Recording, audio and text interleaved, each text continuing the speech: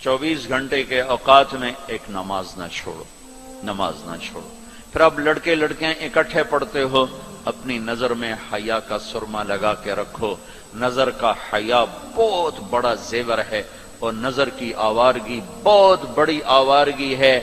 دلوں کو تباہ کرنے کے لیے اس سے زیادہ خوفناک کوئی چیز نہیں ہے، اور دل کو روشن کرنے کے لیے اس پردے کو جھکانے سے زیادہ کوئی چیز نہیں ہے۔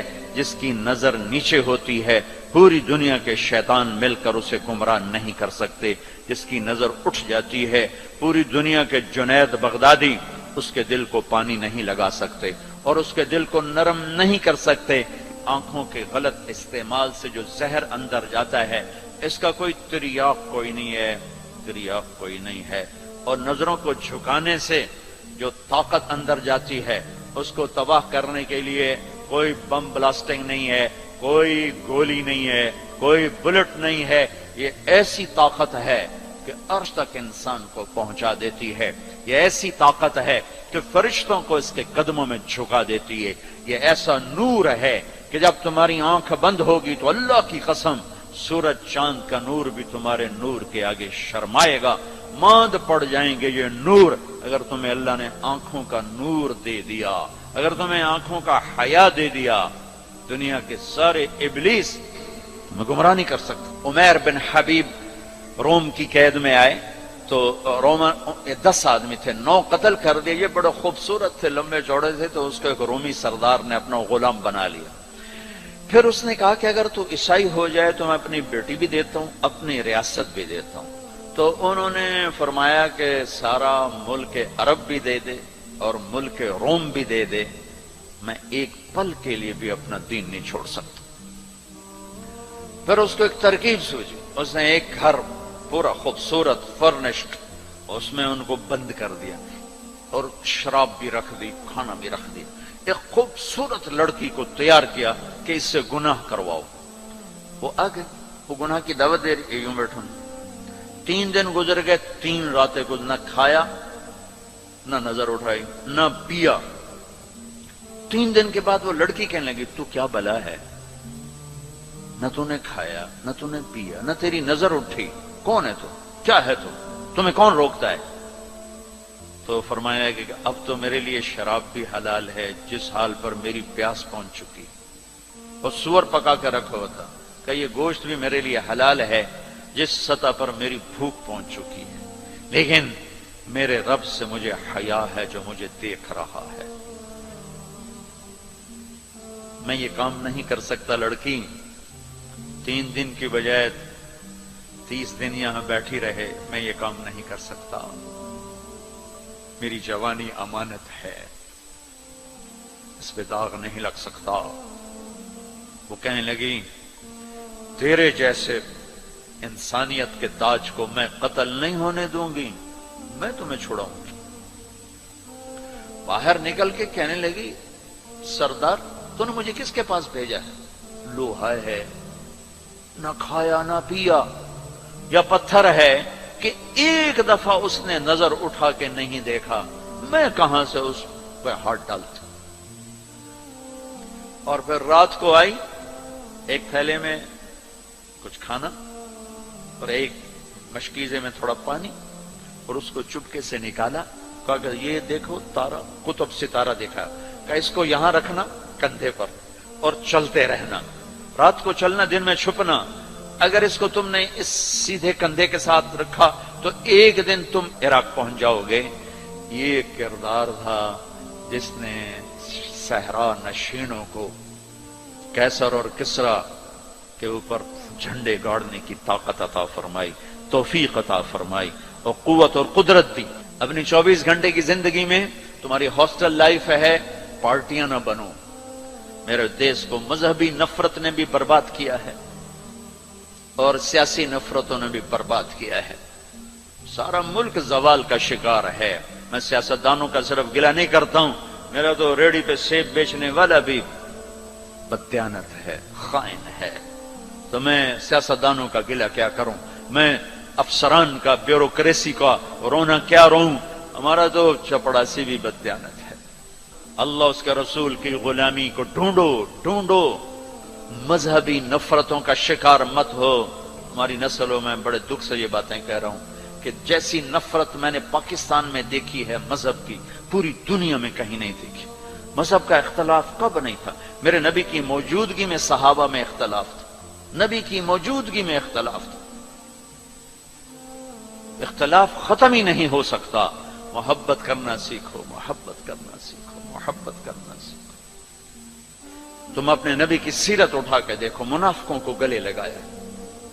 عبداللہ بن ابی مرنے کے قریب ہوا. عبداللہ بن ابی غلیظ ترین انسان اور جہنم کے سب سے نیچے. ابو جہل اوپر ہے، عبداللہ بن ابی نیچے ہے. ابو جہل اوپر ہے، عبداللہ بن ابی اس سے نیچے ہے، لیکن اس نے اسلام کا لبادہ اوڑھا. میرے نبی کا عام آدمی، میرے نبی کو تو سارے منافقوں کا پتا تھا کہ کون کون ہیں، باقی صحابہ کو نہیں پتا تھا کہ کون ہے، لیکن عبداللہ بن ابی کے بارے میں سب کو پتا تھا یہ منافق ہے. اس کے بیٹے آ گئے، وہ صحابی تھے، کہ یا رسول اللہ میرا باپ مر رہا ہے، آپ جنازہ پڑھائیں گے؟ کہاں پڑھاؤں گا. تو اس کے کفن کے لیے آپ اپنا کرتا دے دیں گے؟ کہاں. آپ نے اپنا کرتا اتار کے دے دیا. آپ کہتے ہیں میں منافق کے لیے کیوں کروں؟ کرتا دے دیا. وہ مر گیا تو اس کے جنازے پہ کھڑے ہو گئے. حضرت عمر سامنے آ کے کھڑے ہو گئے. یا رسول اللہ یہ کون ہے پتہ ہے؟ کہاں پتہ ہے. کہا تو اس کا آپ جنازہ کیوں پڑھا رہے ہیں؟ کہا میرے اللہ نے مجھے ابھی تک روکا نہیں، یوں کہا ہے پڑھ یا نہ پڑھ میں معاف نہیں کروں گا. میں پڑھتا ہوں شاید اللہ معاف کر دے.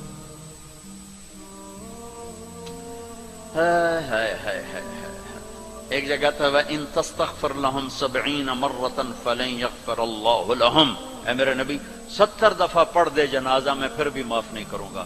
تو میرے نبی نے فرمایا ہے اگر میرا اللہ کہتا کہ اے میرے محبوب اگر آپ 70 دفعہ ان کے لیے دعا کریں گے جنازہ میں معاف کر دوں گا.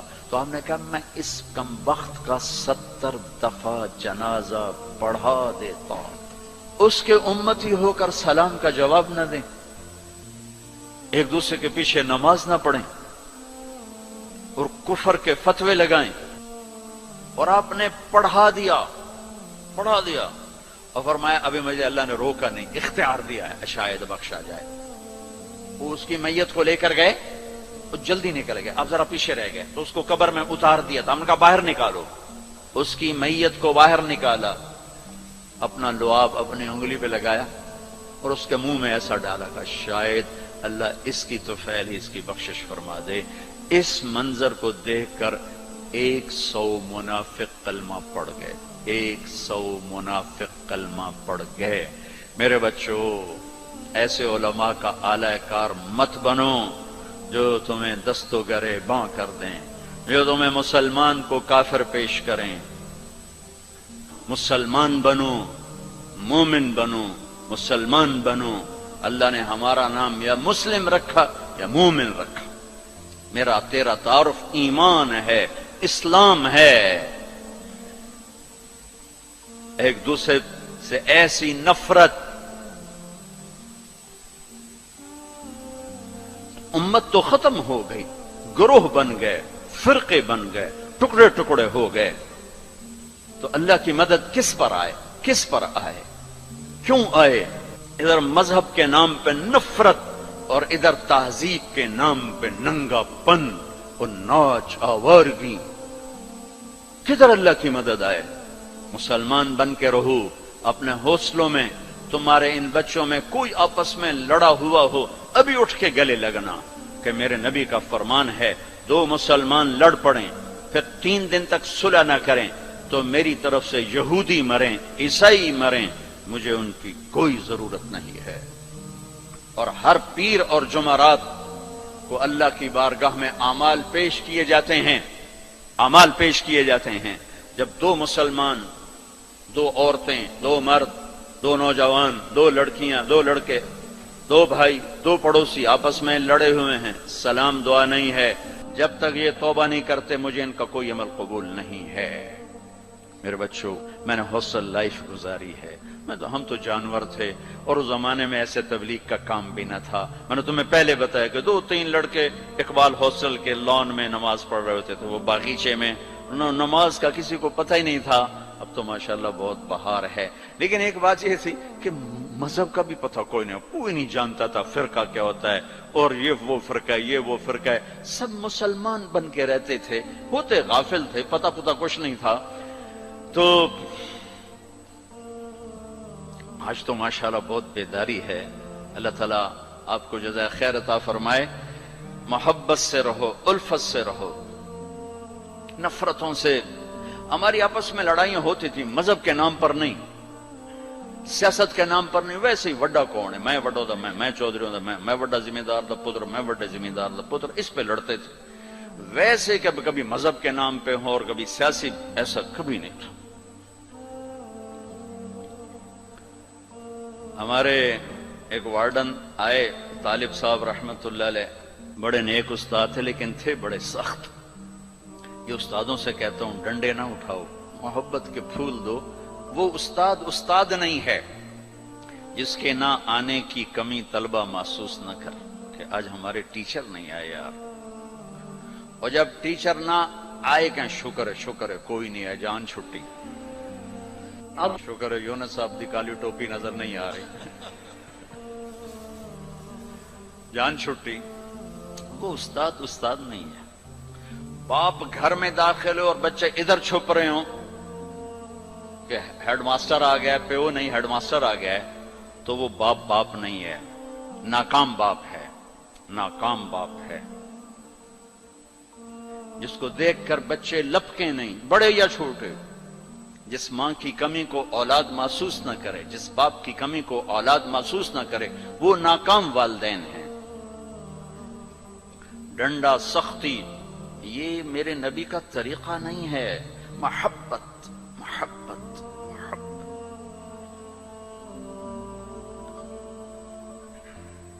وہ تھے بڑے یعنی مہربان تھے، لیکن وہ زمانہ ہی تھا ڈنڈے ڈنڈے ڈنڈے ڈنڈے، کان پکڑو ڈنڈے، کان پکڑو ڈنڈے۔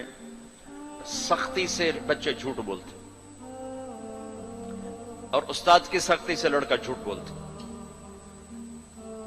والدین کی سختی سے اولاد جھوٹ بولتی۔ والدین اپنے بچوں سے دوستی لگانے کے بجائے ماں باپ بن کے دکھاتے ہیں، تو وہ اوروں کو دوست بناتے ہیں۔ جب وہ اوروں کو دوست بناتے ہیں تو وہاں سے غلط فیڈ ہوتا ہے، پھر غلط راہوں پہ چلتے۔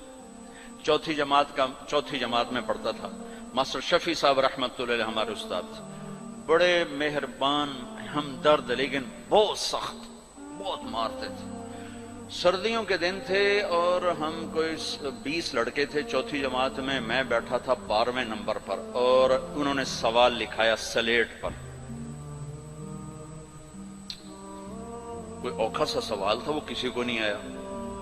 پہلا لڑکا اٹھا، سوال غلط، ٹھو ٹھو ٹھو ٹھو ٹھو ٹھو۔ میں نے دیکھا مجھے بھی نہیں آتا، میرے پسینے چھوٹ گئے، میں کہہ لے آج خیر کوئی نہیں۔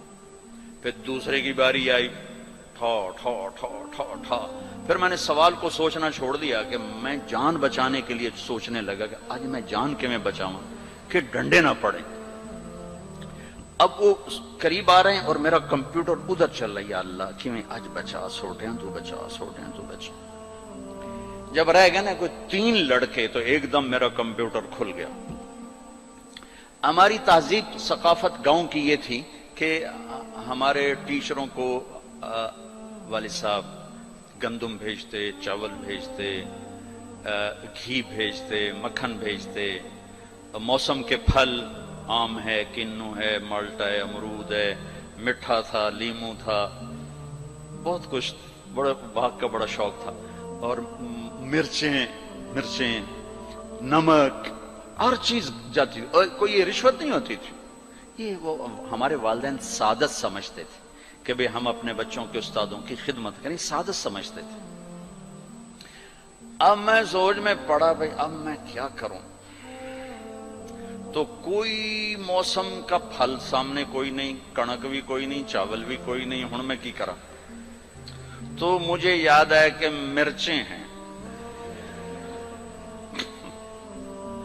میں اٹھا، جب 3 رہ گئے، چوتھا میں، تو میں اٹھا، میں کہا استاد جی ابا جی آندے پیان کل مرچاں توڑے گھر اپڑ جاسا. انہوں نے کہا ٹھیک ہے میرا پتر ٹھیک ہے تو بہ جا تو بہ جا. میں ڈنڈوں سے بچ گیا. یہ جھوٹ مجھے کس نے بلوایا؟ میرے استاد نے بلوایا. بچہ تو ایک یہ پھول ہوتا ہے، اس کو یوں تھپڑ مارو تو یہ مسئلہ جائے گا.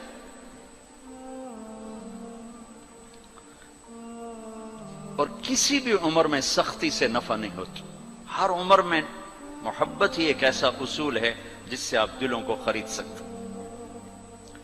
سڑکوں پہ چل چل چل عمر گزری، 30 سال ہو گئے سفر کرتے، تو ایک سکیچ میرے ذہن میں بسوں کے پیچھے چل چل کے آیا ہے کہ جب وہ نئی بس ہوتی ہے تو اس کے پیچھے لکھا ہوتا ہے ویک ٹور چکوری تھی، بڑے نخرے سے چل رہے. جب تھوڑی پرانی ہوتی ہے تو لکھا ہوتا ہے ہارن دے کر پاس کریں. جب تھوڑی اور پرانی ہوتی ہے تو لکھا ہوتا ہے یا پاس کر یا برداشت کر. اور جب تھوڑی اور پرانی ہوتی ہے تو پیچھے ایک ملنگ بنا ہوتا ہے تو لکھا ہوتا ہے نہ چھیڑ ملنگانو. اور جب وہ پرانی کو رنگ روغن ہو جائے اور وہ روڈ پر آئے تو لکھا ہوتا ہے خدا نے ایک بار پھر دلہن بنا دیا. یہ علم مجھے سڑکوں سے حاصل ہوا ہے، کسی یونیورسٹی کسی مدرسہ سے نہیں. ایک دفعہ میں ایک کوسٹر کے پیچھے جا رہا تھا اور میں اپنا مطالعہ کر رہا تھا، پڑھ رہا تھا سامنے والی سیٹ پر. پڑھتے پڑھتے ایسے میری اوپر نظر اٹھی تو ایک کوسٹر کے پیچھے گاڑی تھی. میری نظر پڑی تو اس کے پیچھے 2 بول لکھے ہوئے تھے، 2 جملے. اس نے یہ سارے دھونے دھو دیے کہ ایسا خوبصورت میں نے کہیں دیکھا ہی نہیں. یہاں لکھا ہوا تھا بہت بڑا کر کے دل ایسے، اور آگے یوں بنا کے آگے لکھا ہوا تھا برائے فروخت. دل برائے فروخت. دل کے نیچے لکھا ہوا تھا قیمت، آگے لکھا تھا ایک میٹھا بول. ایک میٹھا بول. یہ ماں بولے، یہ ٹیچر بولے، یہ باپ بولے، یہ دوست بولے، یہ بھائی بولے، یہ پڑوسی بولے، دشمن بھی بولے گا تو آپ اس کے ہو جاؤ گے، کہ دل چیز ہی ایسی ہے. دوستوں اگر آپ کو ہمارے ویڈیوز پسند آئے تو ہمارے چینل کو سبسکرائب اور لائک ضرور کیجیے گا، اور ساتھ ہی میں بیل آئیکن پہ کلک کیجیے گا تاکہ ہماری نئی آنے والی ویڈیوز آپ تک پہنچ سکے.